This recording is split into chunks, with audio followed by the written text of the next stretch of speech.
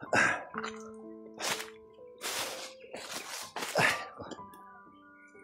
mga tol, isang magpapalang araw po sa ating lahat, no? So, dito muna ako magpapahinga mga tol. So, nakakuha ako ng signal kanina para ma-contact ko yung mga kasama ko, kaso hindi ako pinalad mga tol. May biglang bandido na dumating, kaya umalis ako kaagad doon sa kinaroroonan ko.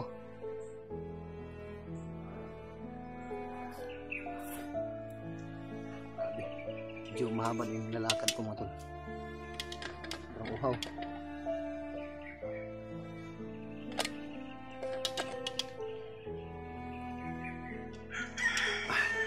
Sayang, nakakuha sana ako ng signal doon banda, kaso biglang dumating yung mga bandido. So may mga tol, hindi kami pinalad tatlo, ni Dib at ni EJ, kasi nung gabi na nagpapahinga kami, tapos bago kami naghapunan nung pinagpahingahan namin na lugar, doon kami nagluluto, kaso hindi namin nakalain na matagal na pala kami pinagmasdan ng mga bandido. So may nakamanman pala sa amin mga tol. Kaya ganito yung nangyayari. Yung pagpasok namin sa lugar na yon, yung pinagpahingahan namin, may mga bandido pala na nakaabang sa amin noon. Kaya hindi namin alam na yung lugar na yon na pinagpahingahan namin ay nakasubaybay yung mga bandido. Kaya yun, nung time na kumakain kami, doon na kami nilusob ng mga bandido. Kaya nagulat kami tatlo mga tol. Tapos pinilit kong lumaban mga tol, at pinilit ko rin na hindi mahiwalay yung dalawang kasama ko. Kaso hindi namin nakalain na ganun pala kadami yung mga kalaban. So pag trap nila sa amin, sumigaw ako sa dalawang kasama ko na iligtas nilang sarili nila. So tumakbo sila, tapos ako yung umarang sa mga kalaban. Hindi ko nakayanan, sobrang dami, napatakbo rin ako. Pero bago ako tumakbo, pinatakbo yung dalawa kong kasama. So yun, yung mga pagkain namin ay naiwan. Buti na lang ay nasidlan ng konti yung tiyan namin. So naalis din yung kunting gutom namin. Kaya may natitira pa kaming lakas na makipaglaban sa kanila. Grabe, sobrang sakit talaga ng leg ko. Buti na lang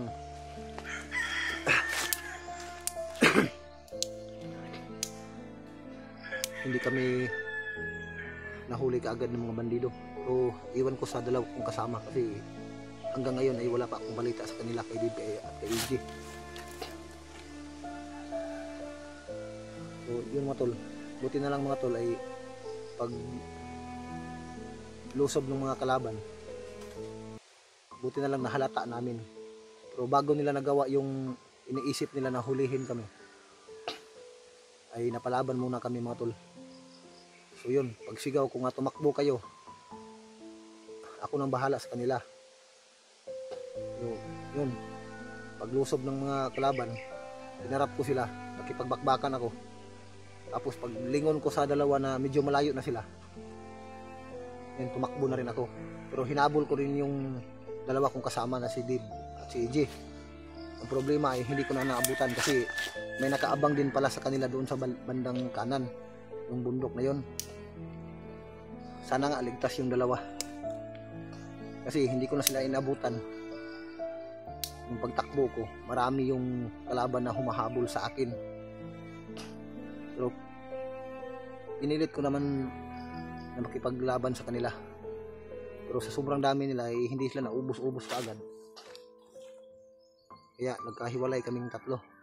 Iwan ko lang si EG ngayon at si Dib. Yung pinag-alala ko si Dib kasi parang wala sa sarili yon.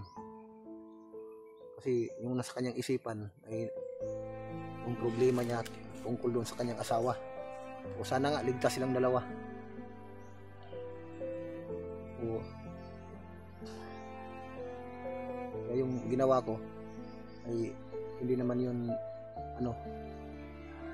hulog sa alanganin yung sarili ko, kasi ginawa ko yun para din sa aming tatlo na maligtas kami, hindi kami mahuli kaagad ng mga kalaban.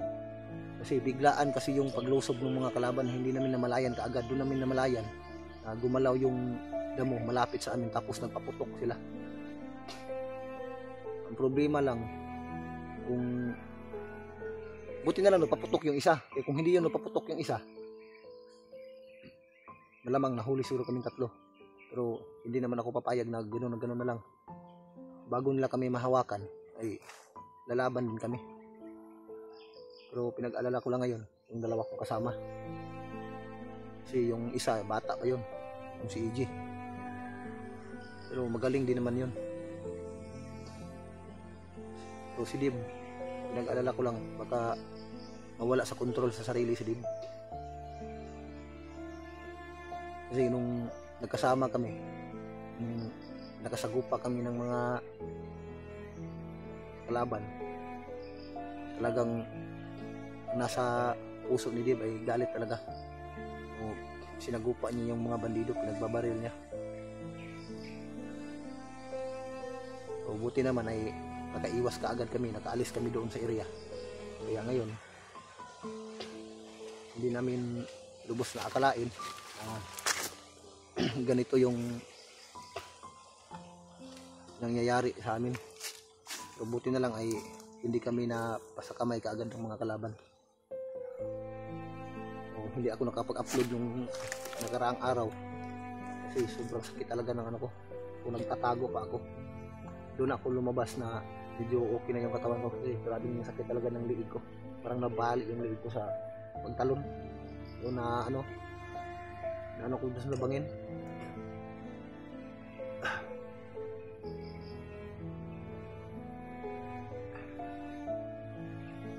Sana ligtas yung dalawa kong kasama, mga tol.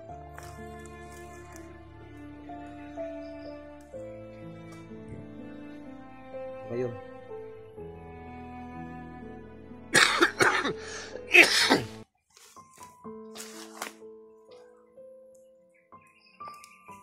kaninang umaga na banda alas 5 na siguro yun ng umaga,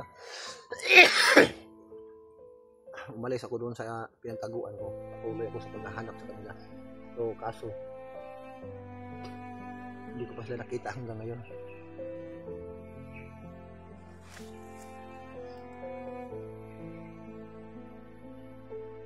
So may natanggap ako mensahe mula sa mga supporters na yung mga kasama kong iba at yung dalawa kong bayaw na si Buds at si Rimart ay dito na daw sa area. So iwan ko kung saan banda, kasi baka lawak ng kagubatang ito, mga tol. So, hindi ako makapagsalita ng maayos dito, mga tol, dahil patuloy pa rin ako sa pagmamasid, mga tol. Baka mangyari naman yung nangyari sa amin ni Dib at ni AJ, na biglang lulusob agad yung mga bandido. So yung gabing yun, mahirap talaga yung pagtakbo namin. Buti na lang yung paglingon ko, medyo distansya na sa akin yung dalawa. Doon na ako umalis. Tapos yung direksyon ng pinagtakbuhan nila, doon din ako. Kaso hindi ko na sila naabutan kasi hindi ko alam kung magtatago ba sila o patuloy sila sa pagtakbo. Kasi grabe, may mga kalaban talagang nakaabang sa amin. Nahabol talaga kami. Pagkasakit pa talaga ng liig ko kung maglingon ako.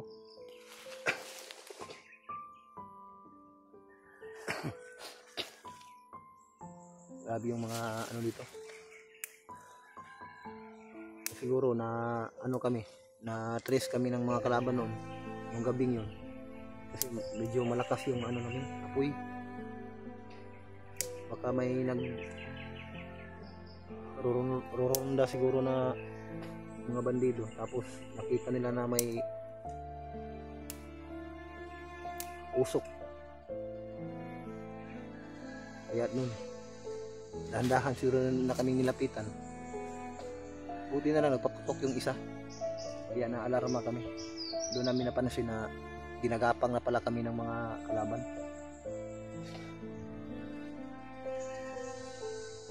So agad ko namang sinalubong yung mga ang mga kalaban ng mga gumapang sa amin. Tapos sabay sigaw ako na tumakas yung mga kasama ko, mga atras, sabi ko sa kanila. So yun, inaambangan kami ng mga kalaban. So hindi talaga natin mga tol, yung mangyayari kasi biglaan, kasi hindi natin alam kung kailan darating. So buti naman ay nakaalis kami kaagad doon. So problema ko lang ngayon kung saan na yung kasama kong dalawa. Sana ay nakaligtas sila, yung pagtakbo nila ay nakaalis sila doon sa area namin na pinagpahingahan nung gabing yun.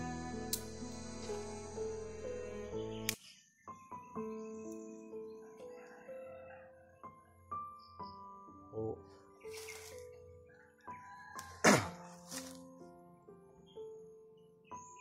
kahit anong mangyari ay hindi naman ako papayag na mahuli naman nila ako ulit, o kung abutan tayo ng malas ng panahon ay wala tayong magawa. So pilitin ko rin lumaban.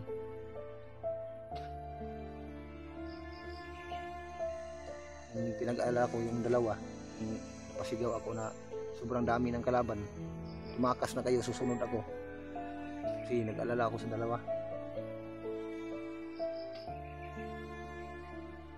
Kaya ko namang tanggol yung sarili ko, pero hindi naman sa nag-ano tayo, o sa oras ng mga pangyayari na katulad nun na hindi kadalasan na mga pangyayari,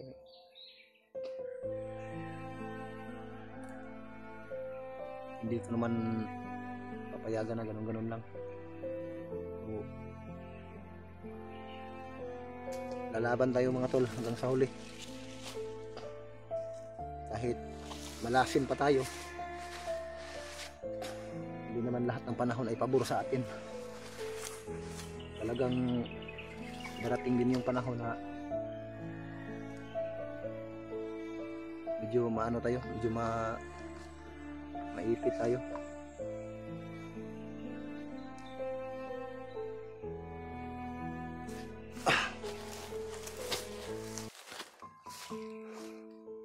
Pero mula dito, yung area na yun,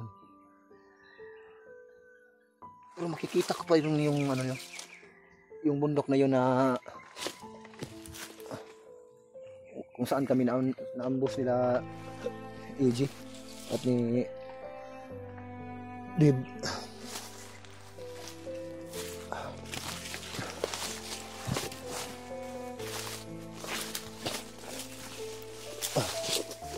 So ditong area na ito mga tol, yung pinagtaguan ko. So hindi ko naman masasabi na safety, pero at least parang mabuti yung ano dito, pakiramdam dito. Kasi kung nakikita nyo yung bundok na yan, dyan banda, yung bundok na yan, yan yung area na pinanggalingan namin, yung naambus kami. So sobrang layo din yung na ano ko.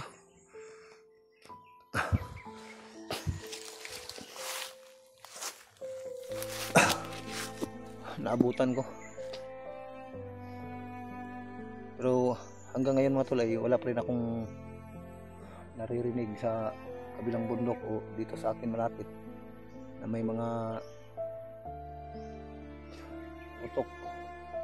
So sana nga mga tol ay pakisuyo na lang, pakishare na lang ng aking video para maalaman kaagad ng aking mga kasama ang iba na yun ang mga pangyayari sa amin.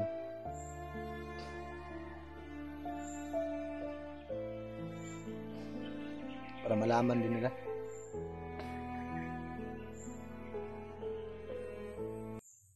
So, huwag kayong mag-alala mga tol. Kaya ko namang ligtas sa sarili ko. Yung pinag-alala ko lang yung dalawang kasama ko, si Dib at si EJ. Si EJ ay bata pa yun.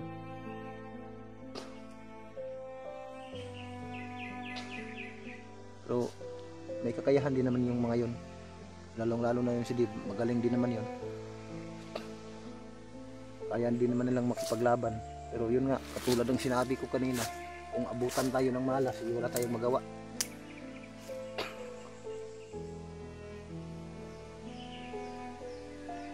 So, hindi na pangkaraniwan yung galawan ng mga kalaban ngayon. Medyo, ano na sila, medyo matinik na. Kahit gabi, lulusob sila.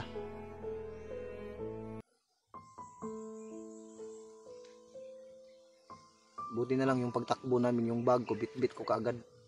So yung mga pagkain namin na inilabas namin, talagang naiwan talaga sa gabing yun.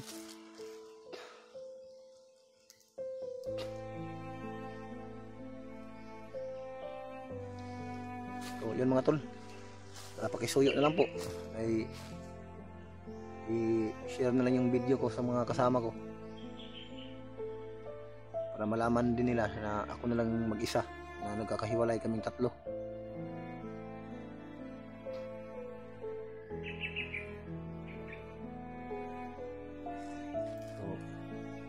So tol, dahan-dahan tayo mga tol.